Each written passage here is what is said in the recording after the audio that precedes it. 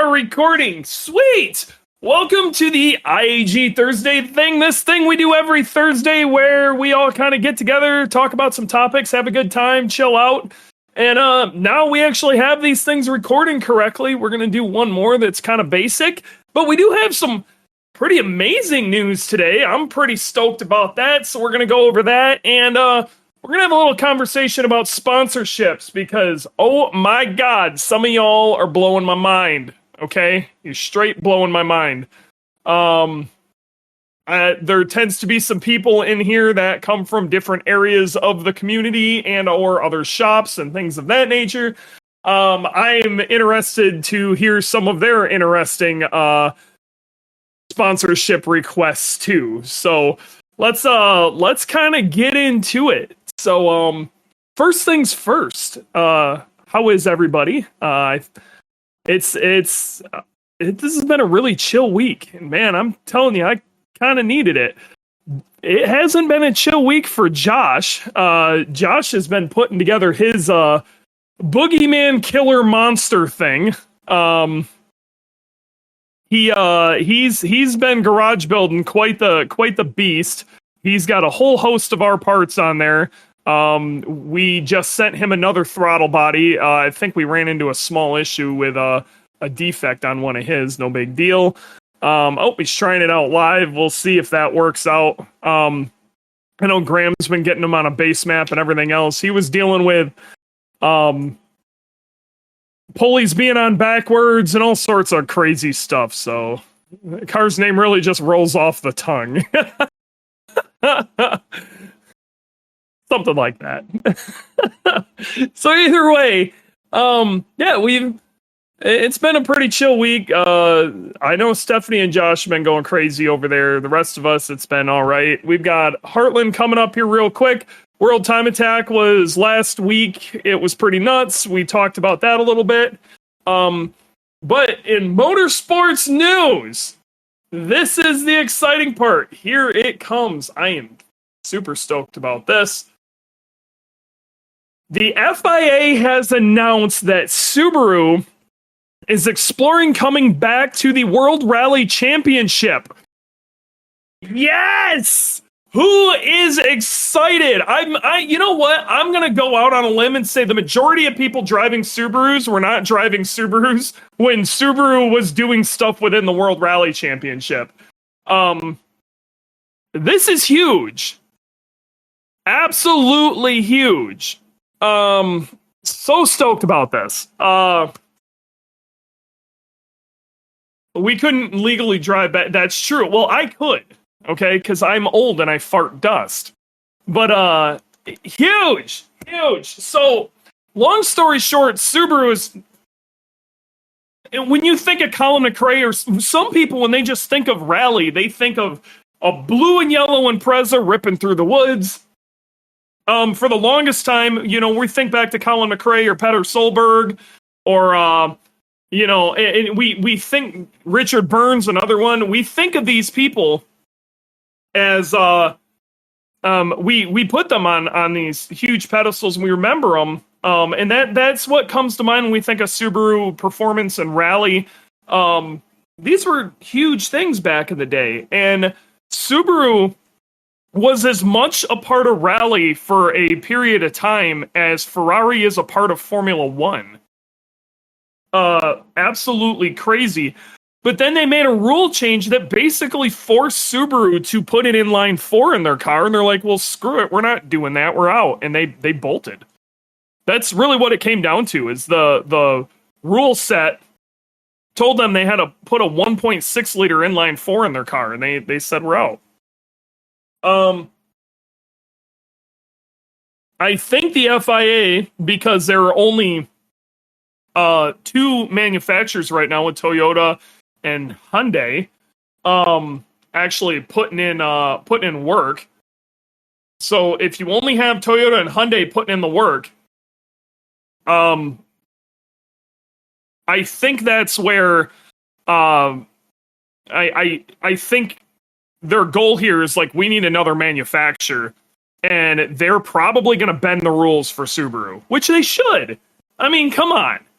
How can they ran them out at one point? They straight up ran them out at one point. Let's bring them back.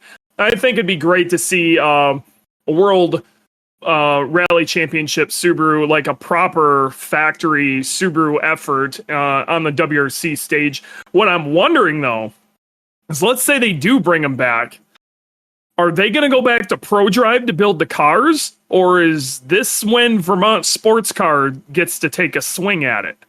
That'd be interesting. They let Lancia get away with all that BS years ago. Yeah, but Lancia was also Lancia. They are the winningest manufacturer in World Rally Championship history. And I don't think they were that far out of the rules.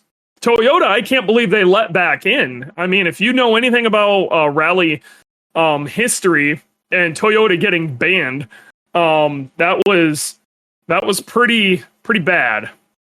Your bet is VSC. See, my bet is also VSC. I believe they're gonna take a look at Vermont Sports Car, Subaru, like Incorporated, like Fuji Heavy Industries, like full Subaru, is going to take a look at that and going, you know what? I think we're just gonna let our boys who have been winning, we're just gonna let them build something to that rule set. My theory, it's gonna be a cross track. Yep, you heard it here first. More of a connection with VSC. I believe that. I mean, they haven't really done anything with ProDrive in years. But ProDrive did just release that 22BS car. So, I'm just saying. We'll see. And other not so super oriented news, but still really interesting. The FIA is about to come to a decision on whether they're going to let some more teams in Formula One or not, and it sounds like it's already a done deal. Andretti Cadillac is going to be a team here soon, so we may have a proper U.S. based team, not Ferrari Light like we do with Haas. And they plan on filling it with U.S. drivers and building a car here in the U.S., so that could be pretty interesting too. If it's ProDrive, I buy you an energy drink. I mean, that's fine. You want to do a signed dollar? What if it's neither? Mr. Butler is in the chat right now. So, a lot of you guys, if you're new to this, we're in the Discord. We have an IAG Thursday thing, well, an IAG Performance Discord. We record this every week live in front of a live studio audience. But for real, you can participate yourself. You can hang out in the, okay, it's bet.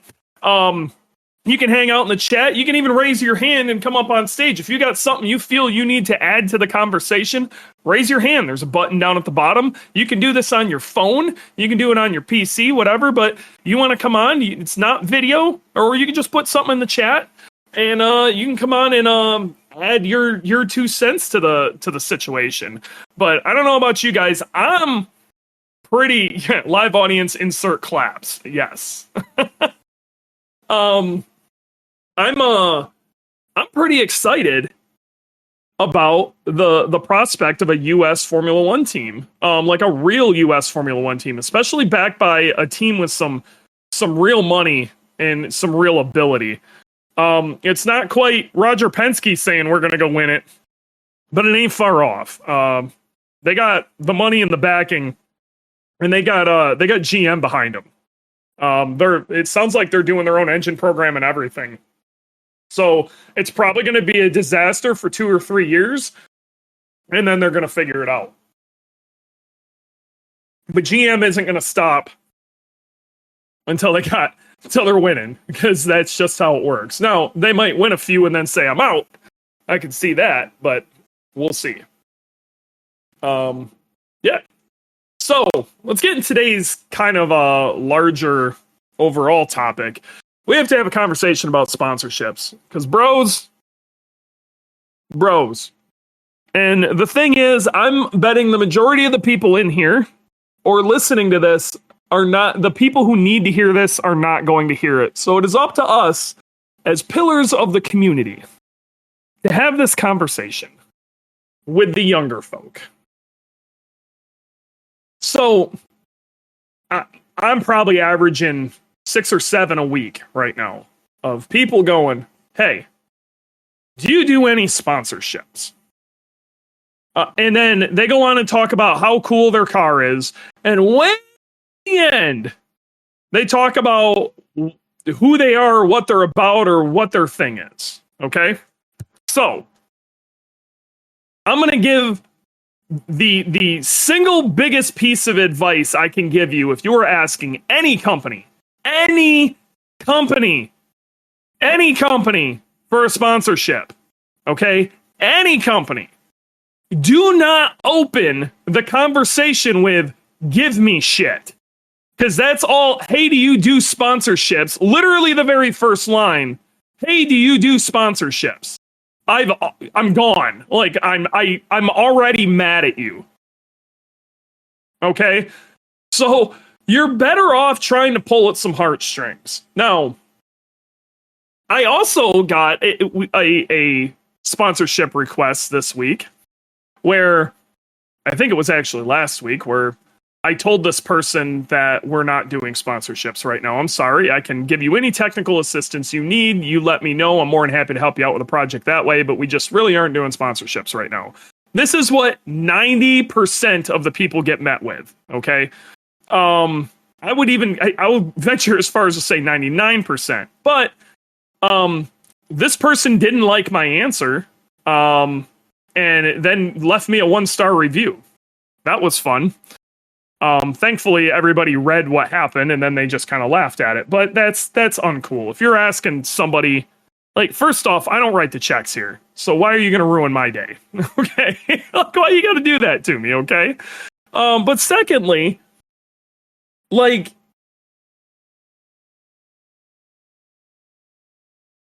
the problem I have with a lot of these people. And it's probably coming from a place where I struggled really hard to get any of the help that I got. Okay? I struggled to get any sort of support. Now that I've got it, I am crazy thankful for it, but I struggled to get it. Okay? When somebody says, hey, I want to do this, that means they have not done it yet. I have a very hard time getting behind somebody who has not done something, or at least tried, or had some form of experience. I've had, the past couple of weeks, I have had some of the absolute craziest sponsorship requests, including people asking me if I can get them in touch with celebrities that, like, I have no real contact with. You know, like, it's just really crazy stuff. I got asked if this guy wanted us to hire him as a driver for the car. And I was just like, that's not how this works. This isn't how this works. Like, we've been getting some really crazy stuff lately, and I'm just one. I'm sure James gets them as much as I do. So here's where we're going to come in with some advice. One, a lot of people don't understand what sponsorship means. Okay? They have no idea what sponsorship means. And the term has been thrown around so incorrectly that it now, like, doesn't even mean what it used to. Okay? So there are some companies out there, some distributors of parts, who tend to hand out what they call sponsorships, and they do this so they can get around minimum advertised pricing stuff, minimum advertised pricing guidelines. So they'll say, well, he didn't have to, we could sell this to him cheaper because he's one of our sponsored, he or she is sponsored. And these people flaunt this like they got some sort of mad deal, but what they ended up doing is actually hurting the industry really bad. For this industry to function the way it does, these companies have to there has to be money here to be made. That's, in the end, that's all this is. Let's be real. Okay. IAG is a business. We have to make money for this to make sense. That doesn't mean we could be making lots of other things and making lots more money, But we want to do something we're passionate about, but we have to be able to keep the lights on and pay our employees and things of that nature. That's why you have things like minimum advertised pricing. Because if you don't, you're going to have people selling for 2 cents over the dollar, and it's just a race to the bottom. So margins kind of need to be protected, and there has to be. You'd be surprised. The entire performance industry, people believe that it runs at 70-80% profit margin or something like that. It doesn't. The performance industry runs around at 15% or less profit margin. So when you're going to buy an engine, especially from us, I mean, you got to understand, don't get me wrong, we buy a lot of stuff in bulk and it saves us some cash on it. But go price out a set of pistons, a set of rods, a crank, case halves, all that. Then figure out how much time there was in there for machining, the machines that needed to do that, the electricity, the customers or the employees that we need to pay for that. Not only that, the actual place to put all this stuff. Then you've got shipping, because most of the time we ship for free, and everything else involved with that. You realize that money dries up really, really, really fast. There's other parts that maybe we can make that we do make a little bit more margin on, but on the other side, we make, significantly less on something else. I'll be the first to tell you that we don't make a boatload on engines, and people get angry with us how much our engines cost. Well, it's because we put a lot of effort into them. But what that means is we don't have the ability to just be like, hey, here's a sponsored engine. That is a lot of effing money. That is a lot of effing money. Okay. Before anybody sponsored me an engine, I had been doing Time Attack for years. Okay. I had already set some records. I had made a name for myself within the community. A lot of these people, they've been around a year. They got the car and they're like, man, I want to modify this, but I can't afford it. I'm going to go get some sponsorships. Ain't going to work like that. And then calling a sponsorship, if you're getting some sort of 10% off, that ain't a sponsorship. And how much is you running their gigantic windshield banner for a 30-cent part, their cost? How is that worth it even to you? You got to think about these things, because you're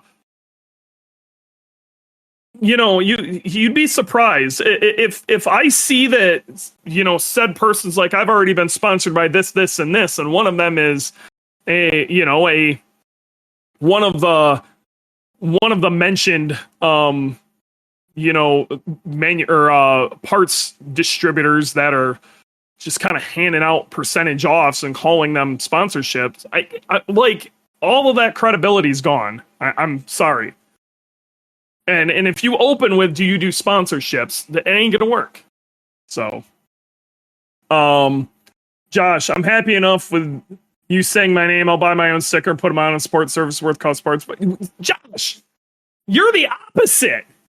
You are the polar opposite. Okay, you are the absolute polar opposite, Josh. Josh has all of his own money has went into this. He hasn't done it yet. But Josh has done this the right way, and it costs a lot of effing money. Ask Stephanie. I'm gonna get punched for that one. Time, money, arguments. There is a insane amount. So Josh and Stephanie have put a boatload of time into that car, a boatload of money into that car. They've been going hard on that thing for a very long time. And now let's see if Josh goes out there and he starts to make something happen, or even if he somehow finds some niche and maybe starts getting some social media swell around it, or he has an Instagram page with 100,000 followers or something like that. Josh all of a sudden has some leverage to go to somebody and go, hey, we've been doing pretty good here. We're in a situation. Is there maybe something you might be able to help us out with here? We've been running your product or running, we've been doing such and such for this is something that would help the program. Maybe we could start getting some wins. Here's what we can do for you. Okay. But Josh starts with, look, last year we got third in the championship. We built this crazy car. We got all this shit going on, yada, yada, yada. He opens with, this is what I got going on. Here's what I'd like to do. Here's what I need from you, in that order. Okay? That's the order you need to pitch this in. If you just open with, hey, do you guys do sponsorships? That literally just sounds like, hey, can you give me free shit?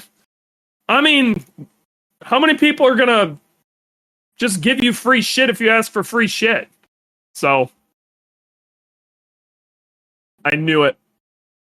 Guys, we're going to have to hold a hot second. My wife's freaking wine delivery showed up right now. So, you guys chat. I will be back in a hot second.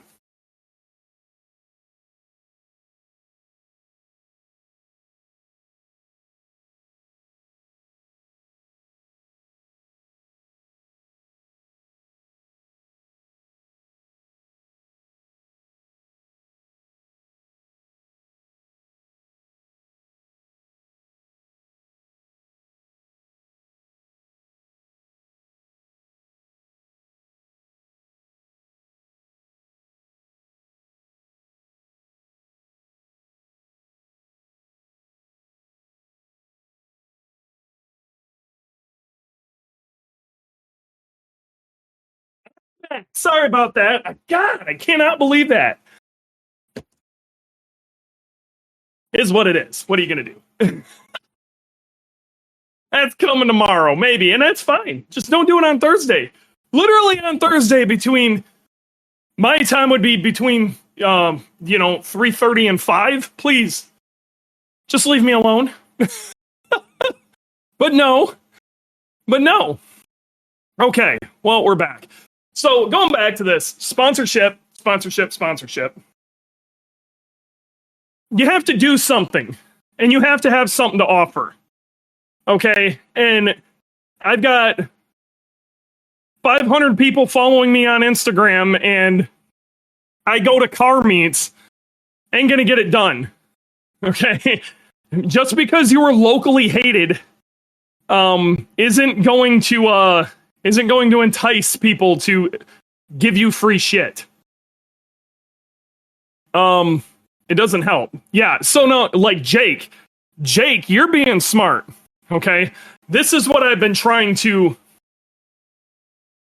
kind of impress upon Grid Life and some other groups. One, you need to be doing stuff that has people interested, and you need to know how to sell that. Okay, so you need to almost sell what you're doing as much as you. So in Grid Life's situation, 30,000 people go to Grid Life Midwest physically every year. Okay, they sell Grid Life Midwest out. All right, Grid Life also releases a promo deck of the amount of views that they got on their stream that year. Who won what, different, like they set it up to basically sell their product. You're selling their product with them because so if you're going to somebody, you need to be able to explain to them, especially if they don't know what Grid Life is or what series you're running with. If you're running with NASA or you're running with, I got to be real. Grid Life makes it really easy to sell it. And you're trying to have a conversation with a company, especially if you're trying to ask for money. You really need to show your value, and that's a very good way of doing it. Look, this would be a cheap way to either A, prove your product, or B, get it in front of a ton of people, or C, just make impressions. Knowing things like at one point on Twitch, because Grid Life managed to get their stream on the front page of Twitch, they had 20,000 people watching at one point at Mid-Ohio. Can you believe that?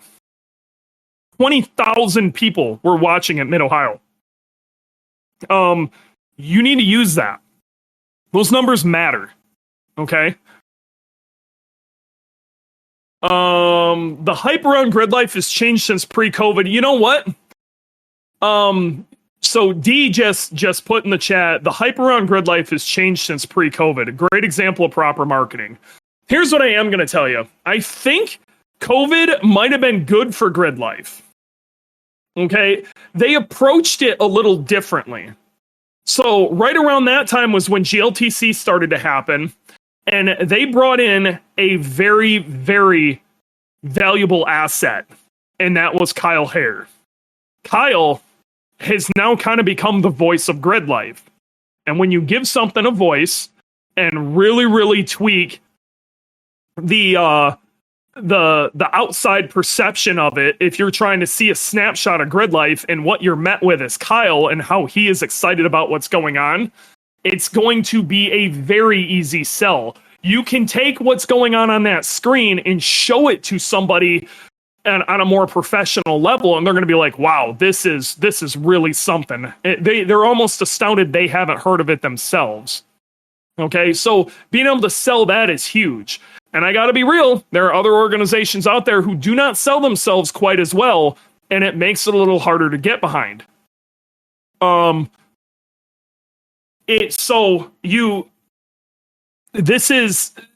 you're doing local SCCA autocross, it's going to be a lot harder to, even if you're really good, it's going to be a lot harder to sell that. You know what I mean?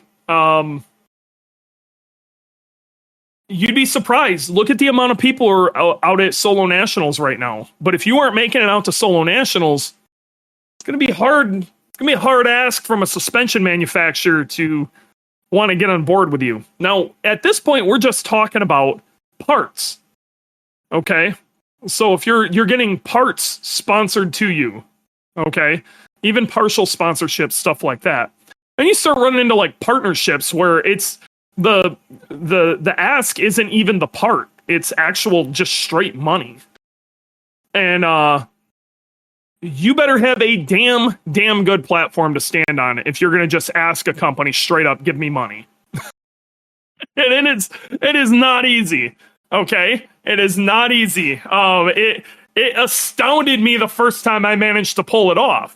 But I've been lucky enough to work with some really great partners, and the reason that worked, and I have an advantage. Okay, I'll be the first one to tell you. I've been working in this industry for a decade and a half now. I have these relationships with a bunch of these people. It's very easy for me to go, hey man, I've been working with you forever. I need some help. It's a lot easier for them to go, dude, you've been selling our parts forever. We're going to take care of you. Or I already have this relationship. I find a part that I really like selling. Okay.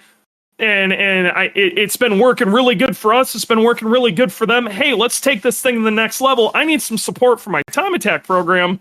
Is there something we might be able to work out with that? You know what, dude? Yeah, there is. And then we hammer the thing out. Okay.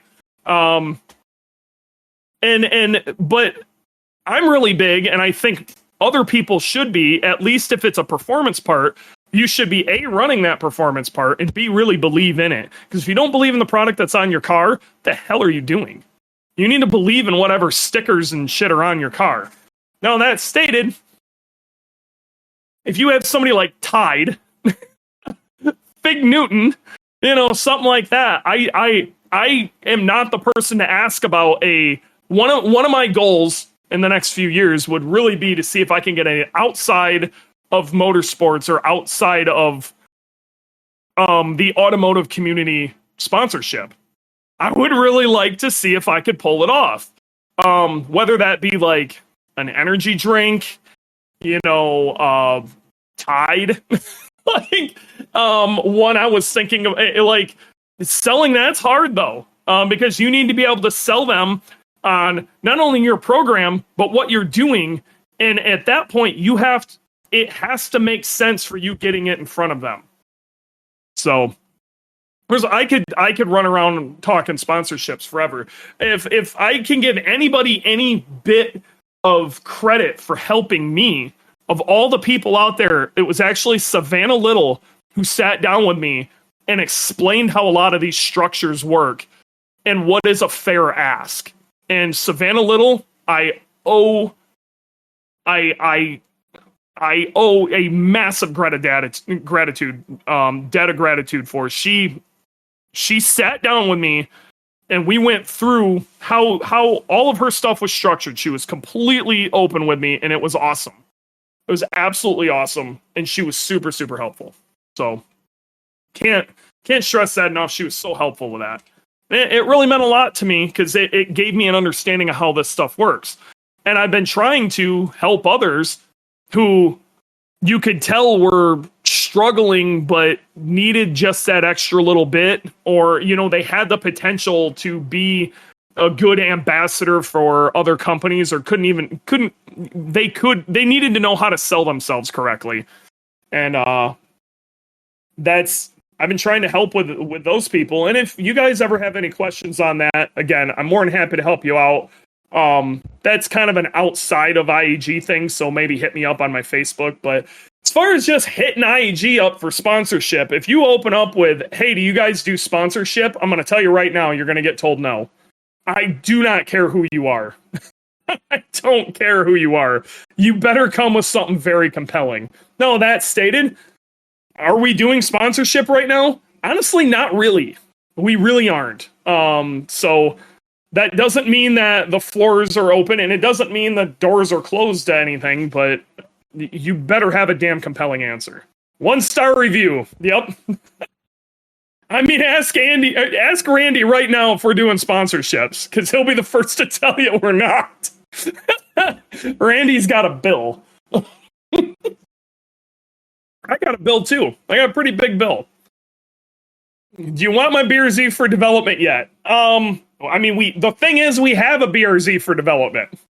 So that's another thing that you may be huge for a particular company that maybe doesn't have the capital to just go buy a car for development purposes. And you have the car, it may be worth it to you, or maybe you're competing in something that they're not willing to compete in with their car. There could be some collaboration there. Figure out how to sell that. But with that stated, I don't know exactly who you are, Woo Dan, but I'm assuming your name is Dan. But if Dan were to come to me and go, hey, I'm competing in, I don't know, NASA, whatever, this endurance racing, okay, with my BRZ, we're trying to do this, that, and the other thing. We can come back and get you data and help develop this. Maybe you guys have got a new oiling product or something like that. Whether it be us or it be somebody else. Oh, okay. I know who you are now. Change your effing screen name, my guy. So either way, if you'd be a perfect example, dude. If you were doing some sort of racing that we weren't getting out there and we had some parts that made sense, it might be something that we may want to sit down and talk about developing with you. Who knows what the future will bring?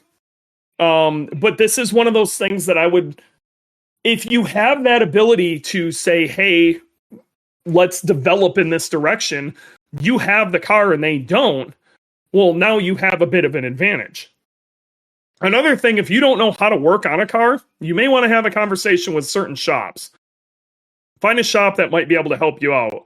That can be invaluable. Okay. But going back to this, Grassroots Motorsports is having an explosion recently because it's actually very accessible, and social media has made it even more accessible. So in this day and age, if you're trying to get help, if you don't have some sort of social media presence, a good, legit, serious social media presence, you're going to have a hard time. You're going to have a hard time. You better come with something else pretty serious. People use Discords for other stuff, especially. You can change your nickname, Geometry, Tickle, whatever your name is. You can change your nickname on this server to your name. I use mine. You can change your nickname on the server to your name. Yes, you can. So it would make my life a lot easier to know who I'm talking to. So, but again, Dan, I agree with you. And you would be one of those people that if you came with a proper proposal that you put some serious work into it, I would seriously think about it. That would be something I might be willing to take, go pitch to the correct people, but you won't make it any further than me or James if you don't come very, very correct. So, and 90% of this stuff is who you know. And my advantage from where I sit is I know all these people because I've been in this industry so long. So I know the people. If you don't know the people, you're going to have problems. This is why PRI and SEMA are very important.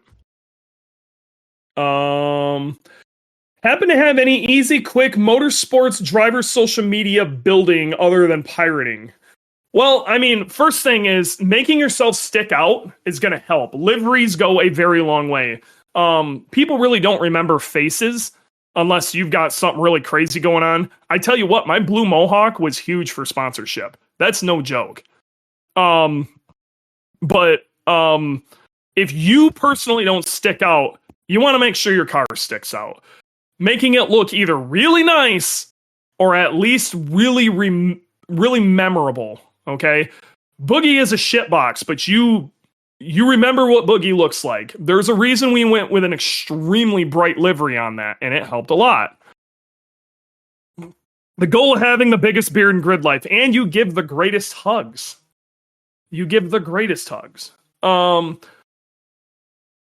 Past that, so if you have a very boring car, if other people are taking pictures of it, it's not more than likely, unless you're rolling the car or it's on fire or something terrible's happening, it's going to get forgotten.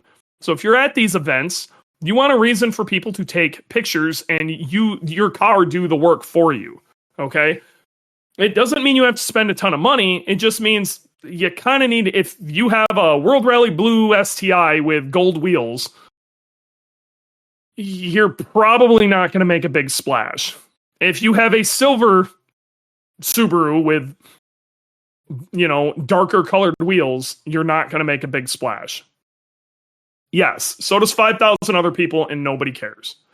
You need to do something. I tell people this all the time, especially track people.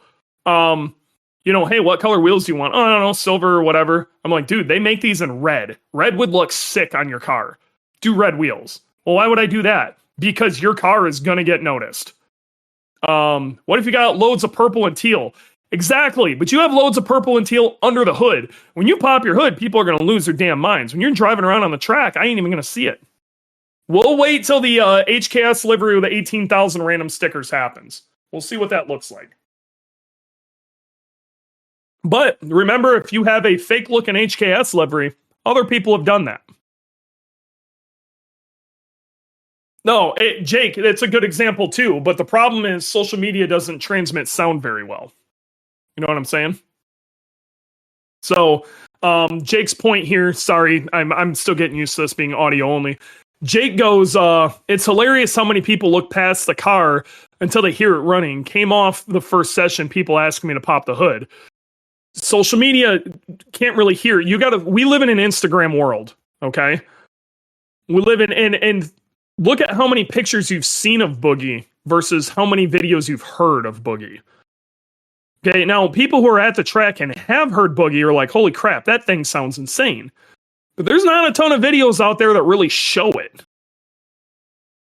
That's it. One of my favorite things we can do is put Boogie on the dyno because you can show the RPM going nuts and you can hear it, and that's but that doesn't really take it all into account either. And so again, if you're trying to stand out, well, that's just it. You need to stand out. And there are more and more Subarus coming. It's becoming a much more viable platform. And this is why I'm really big on the community, supporting the community. But with that, because there are more of them, you need to find a way to stand out amongst the crowd of them. What Wait until you see my logo. I've commissioned an actual artist. I'll believe it when I see it. Compare Road Atlanta to Lime Rock video of Boogie. Okay. Oh, you want me to compare Road Atlanta as far as scary versus Lime Rock as far as scary, or the sound of it? Oh yeah. Okay, that's a good. Why did my car sound so much different in that Road Atlanta video that's on my wall versus what it does now? There's two reasons. One, we were limited to 8,500 and it was a 2-liter at Road Atlanta. And two, if you now my exhaust exits in the rear instead of out the side. That is the two biggest differences. So it went from 2-liter to 2.3, and it went from 8,500 to 9,300 RPM. Center exhaust, baby. That's right. And it does have a resonator in it, so it kind of cleaned that sound up. It was that thing. I had like a NASCAR style side exit exhaust for a while, and it was a lot. It was a lot. Yeah. Hood exiter. Well, you can't anymore, Dylan. I'm actually happy to hear that. All exhaust needs to leave. The exhaust needs to leave behind the. I think it's the center line behind the driver. Maybe it's behind the firewall. Either way, it's got to leave behind. There's hood exits were basically banned, which I think is a good idea. Okay, Jake, great question. Do you think Boogie would be as well known if it were a GD or a VA? Same with everything else. Maybe. And here's why I can actually kind of prove this. Sally's car actually was very well known. Okay. Sally's car did a lot for the VA and the track community, of people looking at that as a viable platform to use for a track build, like a larger track build. A lot of that was Sally behind it, though. Do I think it'd be as well known if it was a GD? Yes. Do I think it'd be as well known if it was a VA? Probably not.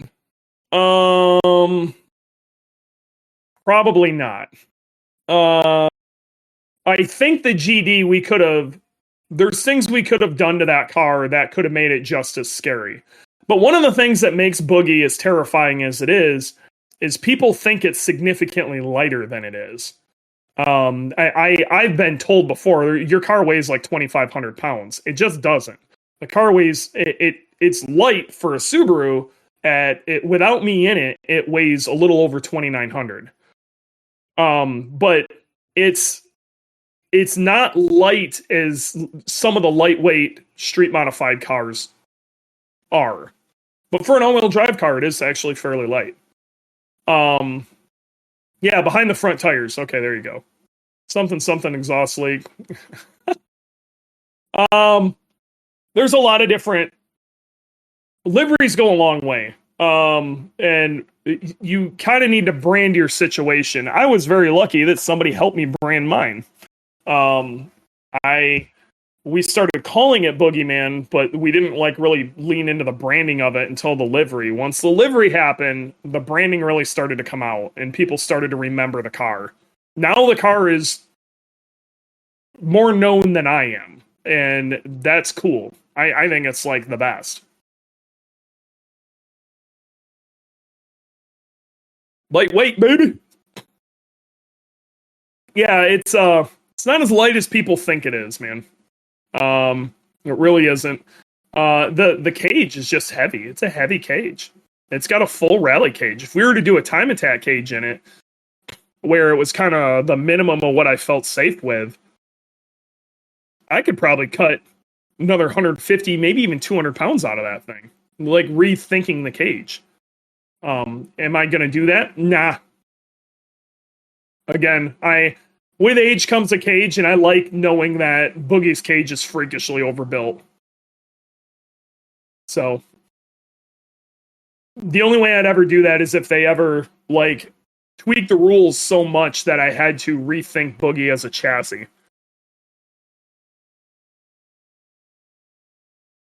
You don't have a rolled carbon fiber cage yet or full titanium? Weak. Yeah, Dylan, I'm not that cool.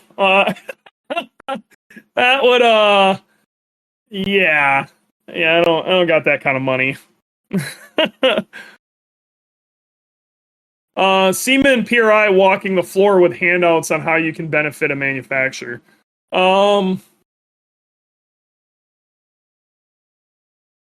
So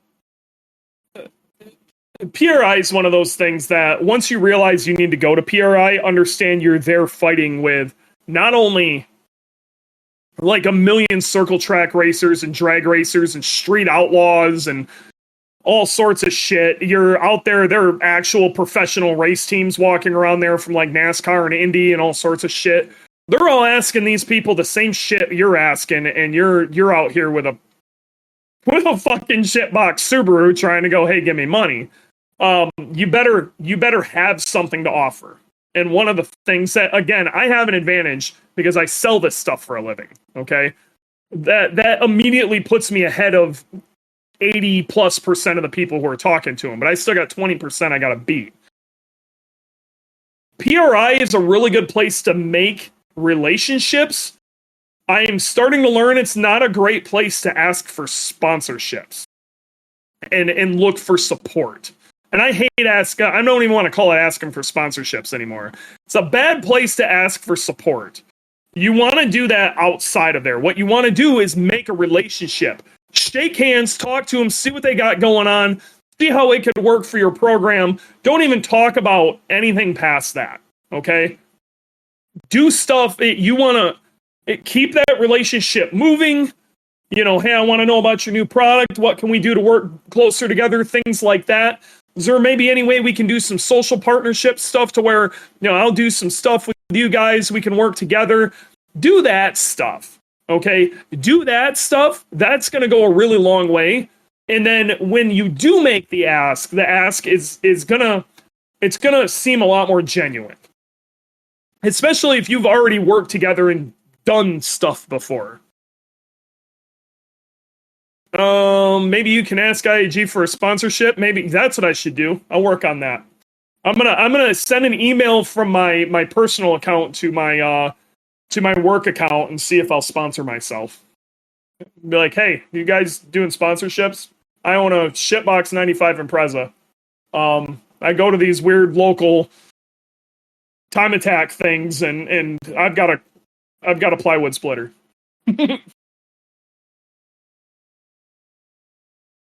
Yeah, I heard they're not doing sponsorships right now, so I'm probably not going to hit them up.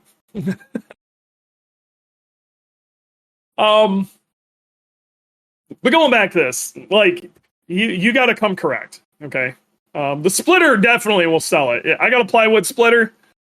You need in. Water going in. Okay. Let's all, I don't know how you can cross your fingers in the chat for Josh, but he's about to fire that car up again. Hopefully this thing works. So I don't know, cross your fingers, F in the chat. There you go. There's a cross your fingers thing. Or just throw an F in the chat for our boy Josh. Crossing some toes. There you go.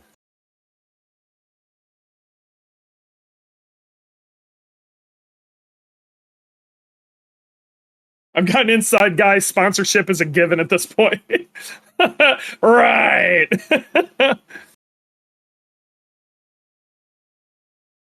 Yeah, Josh's car running is going to be sweet. I'm really excited for him to get that thing up and running and moving around. And I think we're going to do a IAG build breakdown on it. I think I may just need a throttle calibrate. We'll see. And I think there is some throttle calibration you have to do with those, dude. So make sure you go through that or it ain't going to work. Do-do-do-do-do.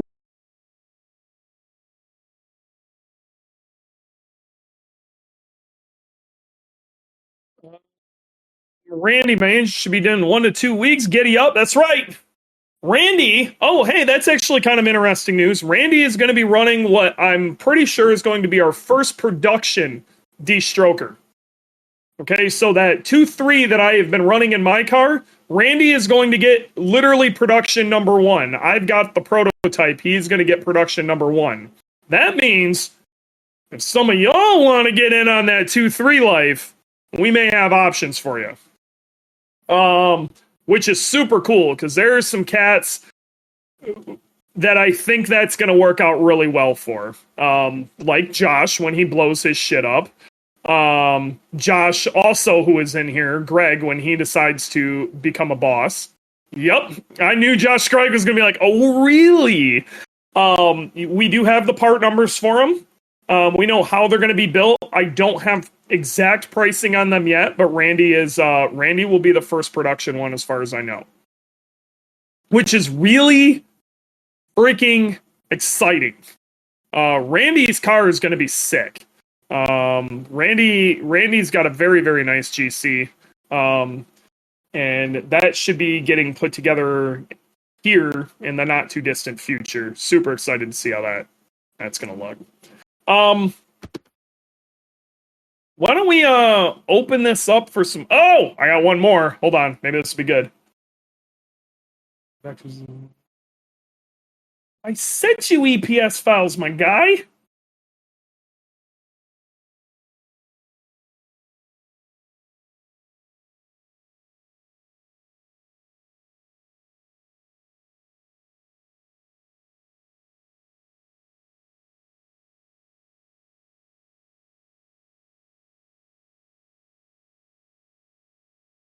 Okay, sorry. Well, I got good news coming here real soon. We should have Boogeyman shirts. Who's down with that? We're trying to make a nice premium shirt for all the fans.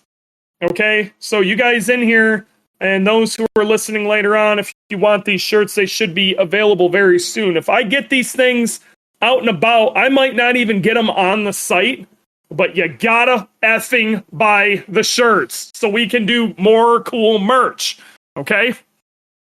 Shirts. Don't F around. I'm gonna try to get you some big guy shirts because I know we got some big guys out there, and I'm thinking about trying to get some kid shirts too. I want one with your face on it. I don't know if I can help that. Oh, Steffi. All right.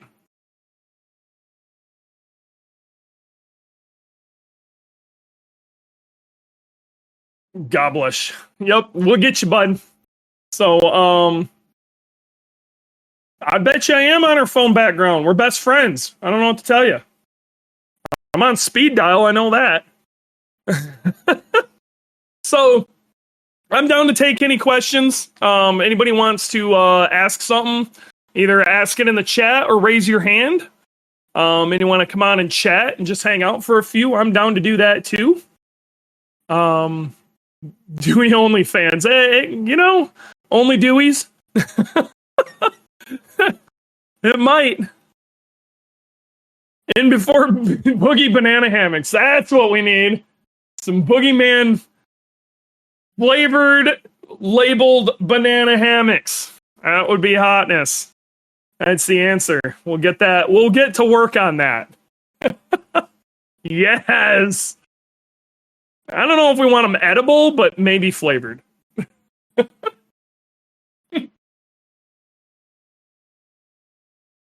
We got like 2 weeks before Heartland. Heartland's gonna be a did any of you guys check out the chat that I did last night? I did a live cast on my personal Facebook with a bunch of cool cats going over data from Lime Rock. If you guys want to check out something kind of cool, check that out. That was fun. And I think we're going to try to do that after every Grid Life event from here on out.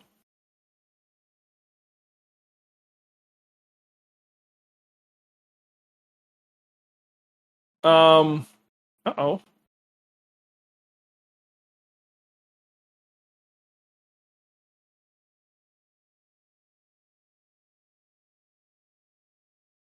Josh, did you get a VB as a daily? Josh, they're phenomenal dailies. I cannot stress enough. They're so good. Get a VB, do the basic like intake, exhaust, tune. Just do an E-tune with Graham and never touch that thing again. It's so good. Honest opinion, Ames and Firelapse or a Garmin? Ooh, that's a great question, Jake. Here, I'm going to lay this down. So, I think the Garmin works extremely well if you are a very visual person.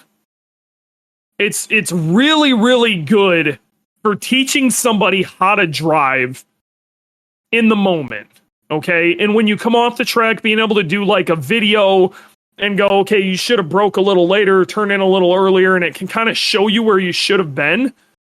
The Garmin's really cool. And my problem with AIM it was a bitch to use. But now you take AIM and use Firelapse with it, it can give you basically the same pointers that Garmin was giving you. But then you have the advanced data if you ever need it. And Firelapse just makes it easy.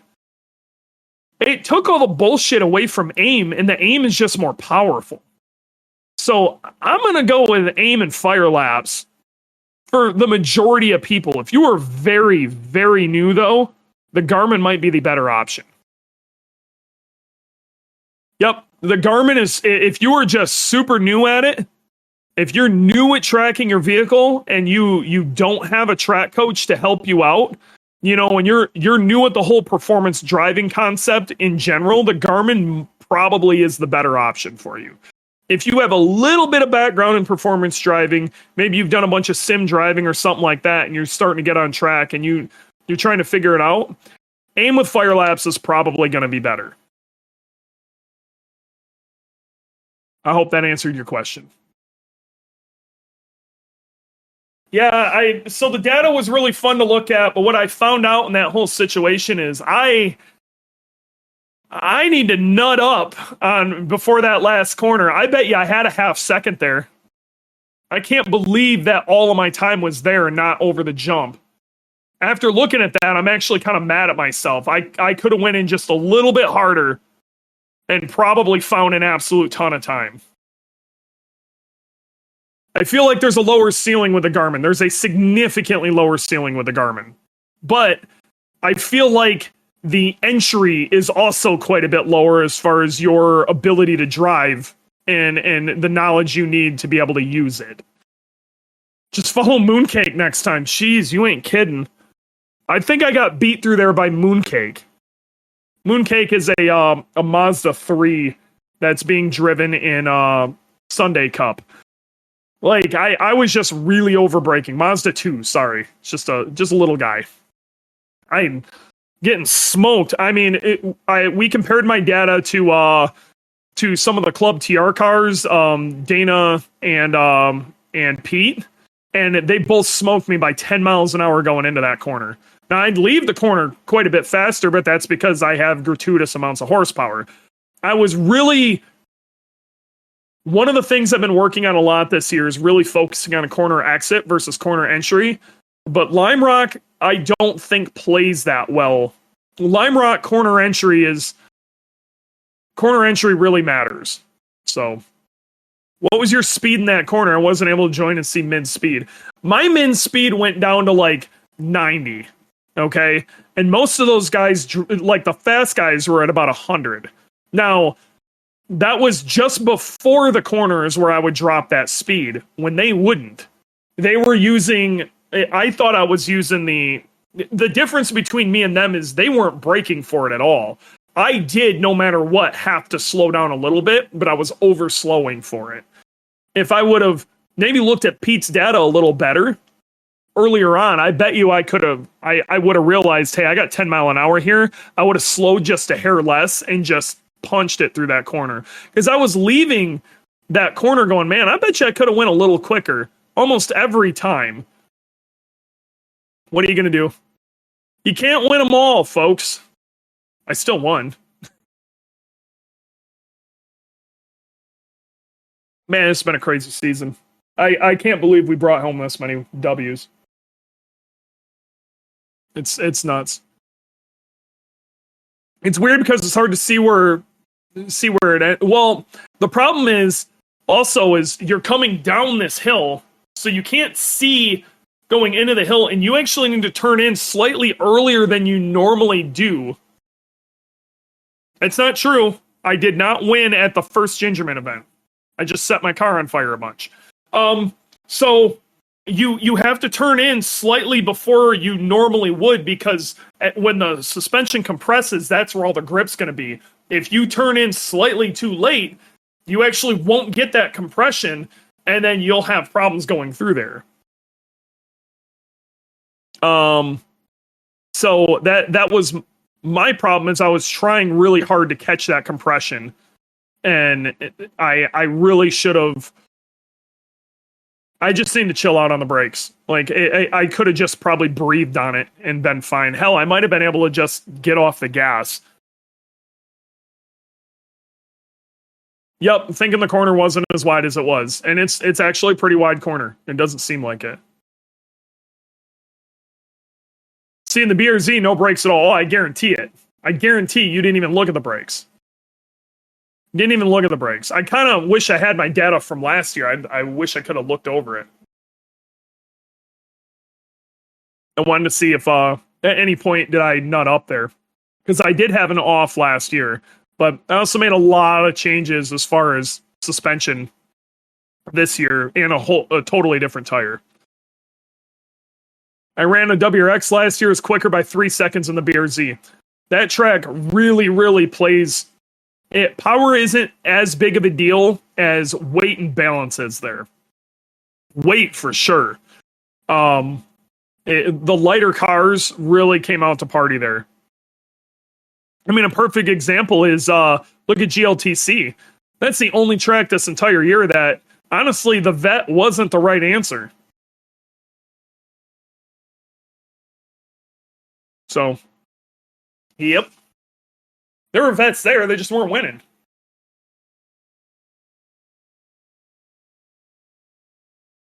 Every other track, the vet was the right answer, though.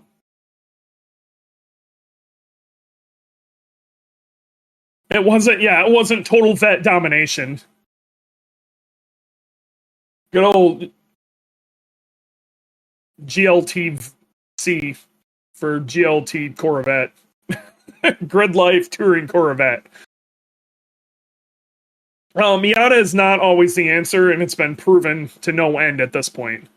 A lot of people thought a K-swap Miata was going to be the absolute end discussion in GLTC when they first put this together, and they have been proven very wrong.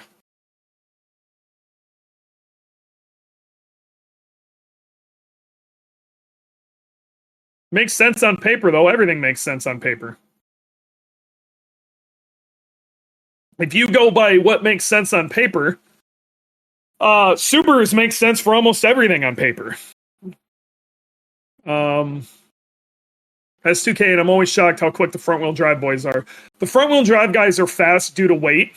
And here it really mattered. Weight was a really big deal. But then you got James Houghton's car, which makes no sense at all. None. 0 cents. It's fat. It's front-wheel drive. And it just doesn't make sense. Houghton is a lunatic. I'm very aware he was chasing me around Lime Rock. Did you guys see that Fortune Auto did a really, really cool reel on Lime Rock? If you guys got a second, go check that out and leave a comment. They did it. It's on Instagram and it's on my personal Facebook. You can get to it that way, but you can bounce over to Fortune Auto's Instagram, and it might be on mine too because we collabed on it. But check that reel out and leave a comment. It'd be awesome. If you guys do see reels and stuff like that are like you guys enjoy them, whether it's me or somebody else, some sort of creator, whatever, leaving a like is awesome. Don't get me wrong. You want to drop a heart or whatever. That has a little bit of an effect also. But leaving a comment has a massive effect. Always leave a comment. Because what that does is mix the algorithm up for whoever you're watching. The more comments that are on it, the more people it tends to get in front of. So always drop some form of a comment. So, anybody else? Anybody want to get up on stage? Anything? Anybody? If not, I'm gonna finish this day off. I gotta go get a haircut. I gotta drive to Chicago this weekend. Ugh, got too much shit to do. And I gotta try to get this t-shirt situation sorted. So let me see what I can do. But I think we're gonna call it. It's been real. Let's all wish Josh and Steph some luck on getting that thing up and running, all peachy keen and happy. And hopefully next week they're talking about how awesome it drives around. Calibrating now. That's what I like to hear. Good luck, my dudes. All right. Yeah. So yeah, I think that's it. It's been a good time. It's been real fun, and we will see you guys next week.